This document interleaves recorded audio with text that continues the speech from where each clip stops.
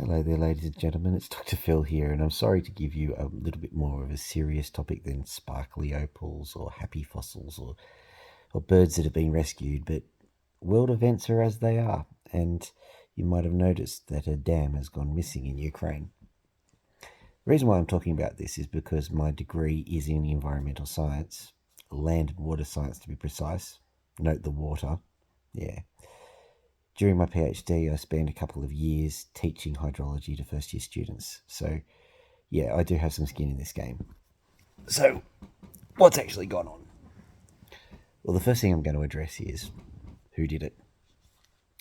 I can't really answer that question, but what I can tell you is that the dam was pretty badly damaged. And from what I've heard about the dam, it was apparently an effort at one point to put a small amount of water through. And if you're going to do that with several billion tons of water behind it, well, a small hole is very quickly going to become a big hole. So if the Russians didn't deliberately blow it up, then it was an accident waiting to happen, considering the amount of damage that it had sustained. So I think that who destroyed it is actually quite a moot point. As far as the damage is concerned, I'm not going to understate how tragic it all is. There's a lot of damage. There's a lot of human life and misery that's going on. There's a lot of environmental damage that's been done. And I don't like that.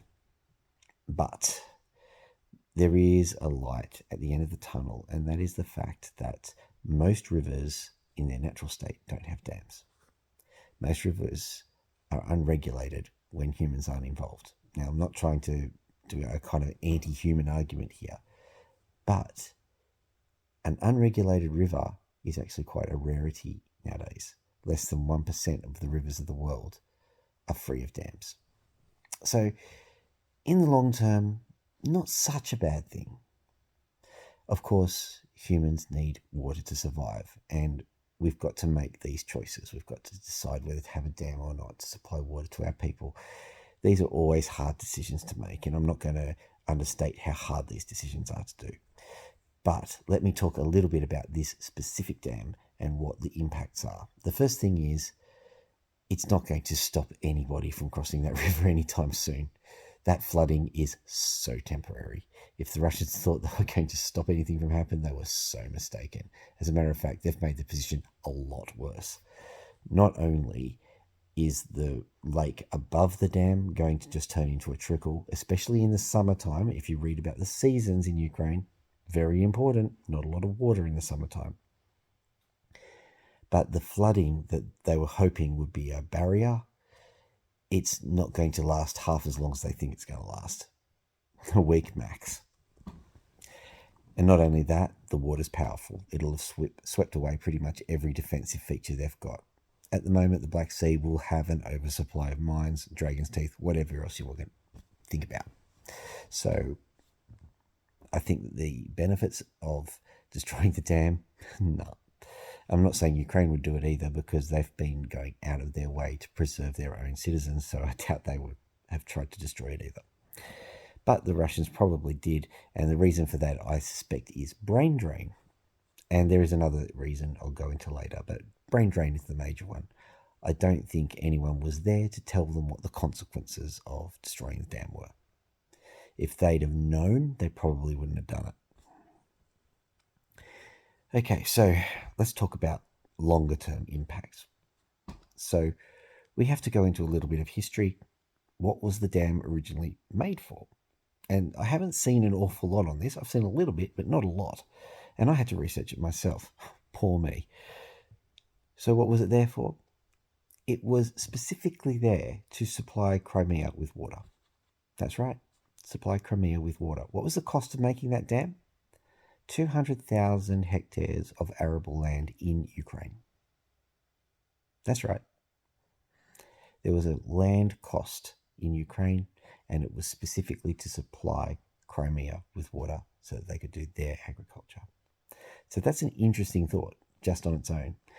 But the context gets weirder and murkier as you go and research it more. The fact of the matter was that the building of that dam at all was a deal that was made, because Russia was suffering under some of the heaviest famine conditions they'd ever had. The deal was basically this: build the dam, supply Crimea with water, we'll give you Crimea. That's right. A lot of people have said that Crimea was a gift by Khrushchev. It was far more complicated than a simple gift. And it gets better than that. I'm going to say that if the dam was destroyed by the Russians, it was ordered by Putin himself. The reason for this is if you have a look in the history of this dam and the crisis that it solved, you will find that it was the collectivization of agriculture that caused the famine in Russia in the first place. Who was responsible for the collectivization of the agriculture? Stalin.